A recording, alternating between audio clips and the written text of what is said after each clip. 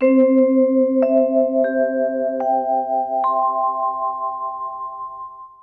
सबसे बड़ी चीज तो मैं जो आपको बता सकती हूँ, आप उसको खुद विचार करना, लेकिन मैं आपको बता रही हूँ कि हम और आप अपनी जिम्मेदारी को जिस रूप में दे सकते हैं ना, विशेषकर यहाँ बैठी हुई माताएं और आप सभी लोग, वो ये है कि अपनी आगे आने वाली पीढ़ियों को आप भगवत गीता, श्रीमद् भागवत, राम कथा जैसे धर्म ग्रंथों को समझाइए, उनके भावों को, उनके अर्थ को सौंपिए। और जब आपकी दी हुई उस चीज को आपके आगे आने वाली पीढ़ी ने, बच्चों ने मान लिया, तो समझिए कि आपने अपना सबसे बड़ा कार्य जीवन का किया।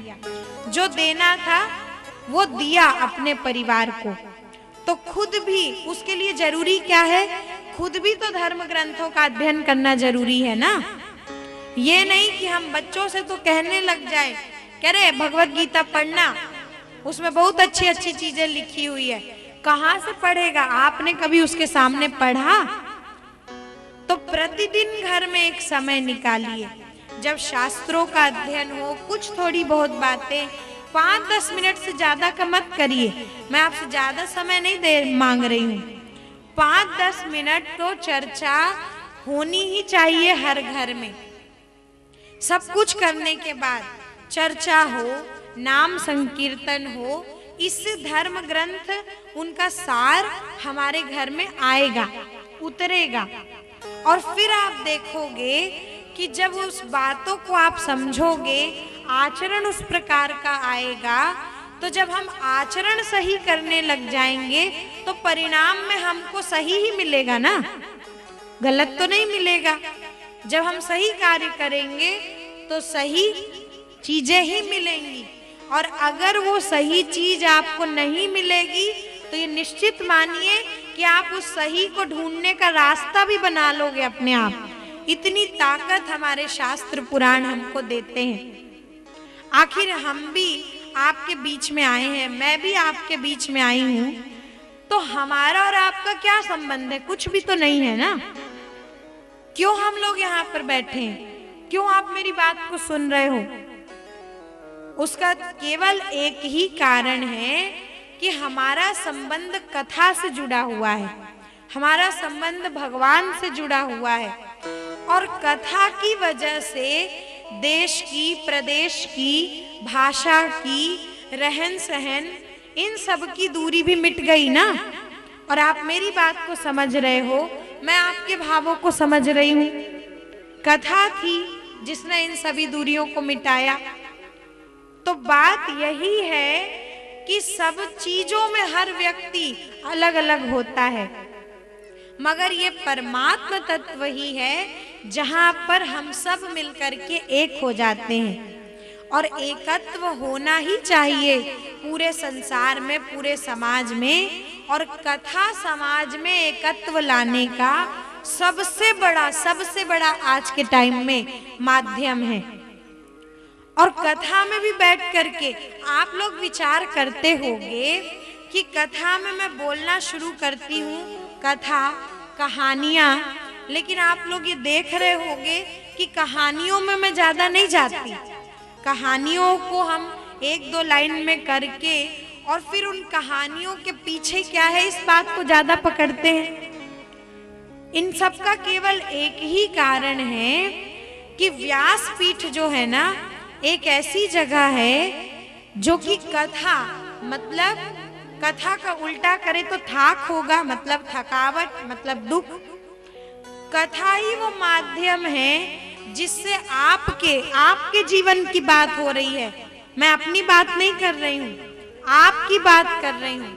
कथा ही वो माध्यम है जिससे आपके जीवन में परिवर्तन आ सकता है, जिससे आपके जीवन में शांति आ सकती है, प्रसन्नता आ सकता है। और व्यासपीठ इसलिए सबसे बड़ा माध्यम है क्योंकि व्यासपीठ किसी की चापलूसी नहीं करता। और भी गद्दियां होती हैं व्यास गद्दी के अलावा, पर क्या हर गद्दी से आपको वो चीज मिलेगी जो व्यास गद्दी से मिलती है? राजगद्दियां तो नहीं दे सकती हैं ना, कि दे सकती हैं? नहीं दे सकती ना। व्यास गद्दी वही देगी जो आपकी आवश्यकता है। इसलिए बहुत ज्यादा वही चीज हम फोकस करते हैं, वही चीज मेरा ये प्रयास होता है कि आपके सामने जाए जो आपके लिए सही है, जो आपके लिए जरूरी है। वरना गा बजा तो हम भी बहुत सकते हैं, लेकिन उससे निकलेगा क्या? अर्थ क्या होगा? कुछ नहीं। बस हमने 7-8 दिन एक प्रयोग किया, खूब अच्छी वही कहानी को सुने जो वहां पर भी सुन चुके थे, जो वहां पर भी पढ़ चुके थे, जो तब भी जानते थे, जो अब भी जानते हैं। लेकिन जानते हैं तो परिणाम क्यों नहीं मिला? इसलिए कथा के पीछे क्या है ये समझना हमको जरूरी है। और भगवान श्री कृष्ण के बाल चरित्रों की कथा का सबसे बड़ा संदेश ये है कि भगवान को जो 3 वस्तुएं प्रिय हैं, गीता, गोपी और गौ माता, उसकी रक्षा, उसका संवर्धन, उसका सम्मान और संरक्षण प्रत्येक हिंदू परिवार की जिम्मेदारी है। चाहे वो किसी भी जाति से बिलोंग करता हो, चाहे वो किसी भी स्थिति में हो, चाहे वो पैसे में, धन में बड़ा हो या ना हो, समझने और ज्ञान में बड़ा हो या ना हो।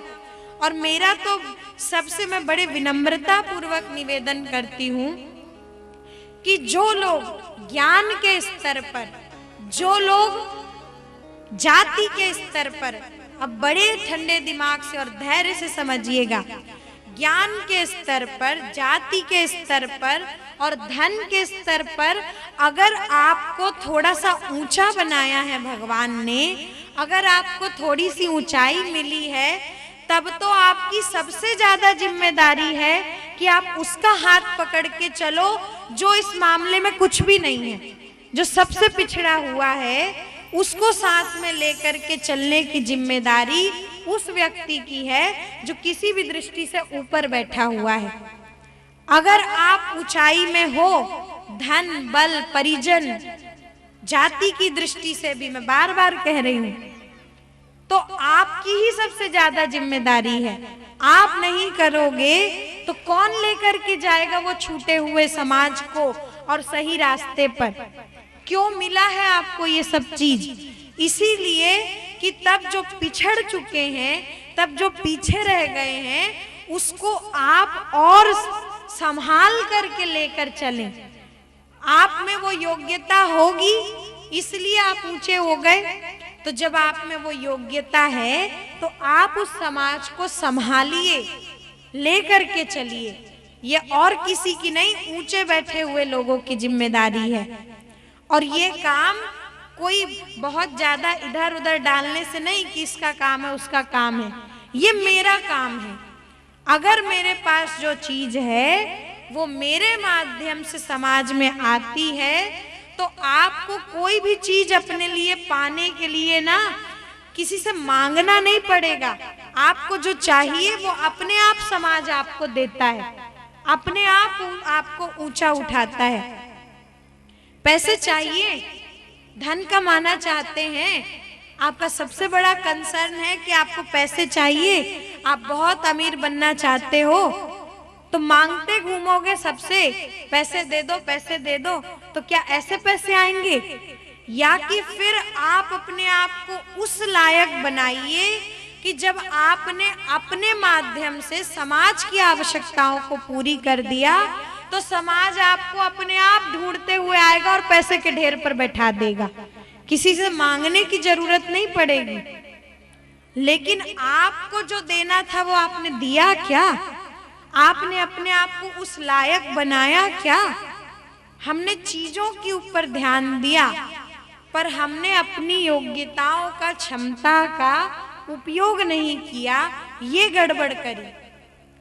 और अब हम उस बात को समझ रहे हैं, इसलिए अब हमारी आपकी ये जिम्मेदारी है कि किसी भी रूप में हो, ये धर्म जो है असली रूप में वो सर्प संसार में बटे। और उसके लिए आप सभी के बीच में जो सम्माननीय ब्रजभूषण त्रिपाठी जी बैठे हुए हैं, उनके जो पुत्र हैं, जो हमको बैंकॉक में मिले कथा करते हुए, और उनके मन में ये बड़ी अच्छी भावना थी। उन्होंने इस बात को कहा भी मुझसे कि भाई मैं अपने हित के लिए, अपने कल्याण के लिए, अपने घर की सुख शांति के लिए अपने घर में तो कथा वथा करवा ही सकता हूँ, लेकिन ये मेरा समाज है जहाँ पर मैं रहा हूँ, जहाँ पर मैं पला बढ़ा हूँ, जिस धरती ने मुझे दिया है, तो उस धरती के हित के लिए, वहाँ के रहने वाले लोगों के कल्याण के लिए अगर मेरे पास जो है उसका उपयोग मैं सही रूप में कर रहा हूँ, तो वही मेरे लिए सबसे बड़ी सेवा है। और वो सेवा आज इतने बड़े यज्ञ और कथा और इतने सुंदर आयोजनों के रूप में आई कि नहीं आई?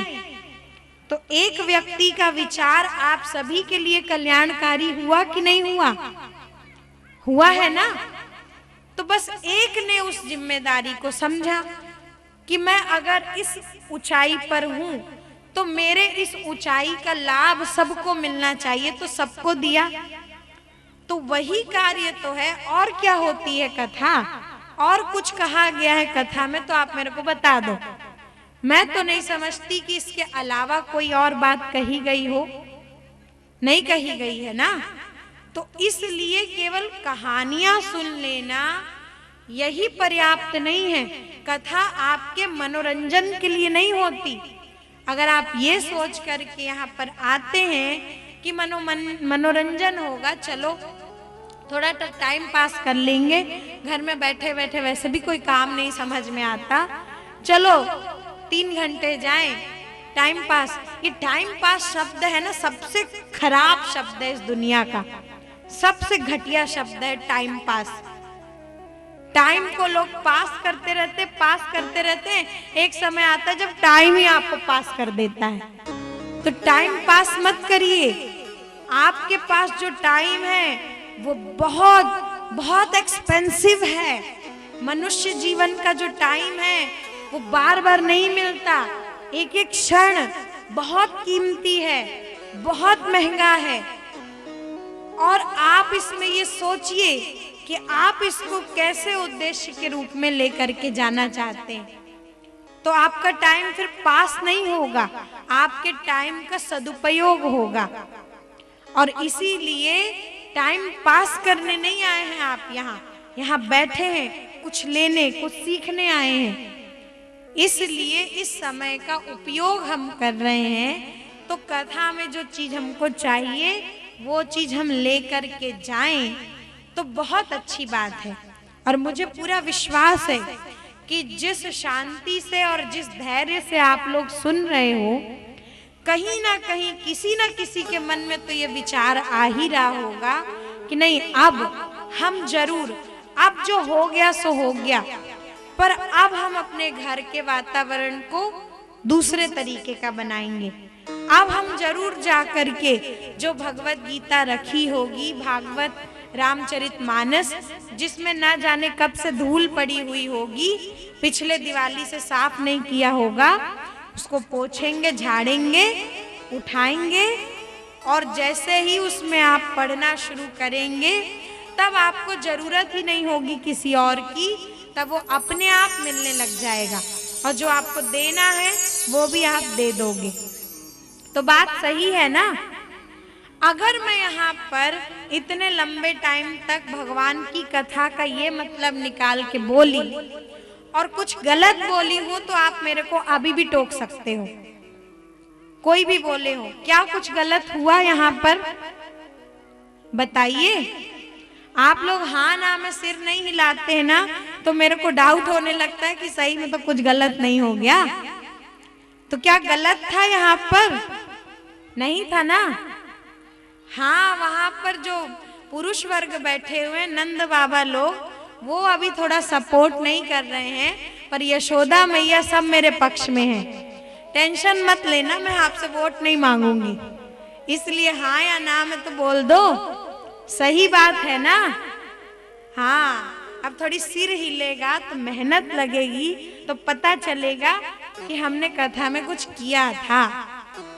तो ये तत्व है, ये सार है कि जब सुनने के बाद आप कुछ करें। और यही भगवान की लीलाएं हैं, यही भगवान की कथा है।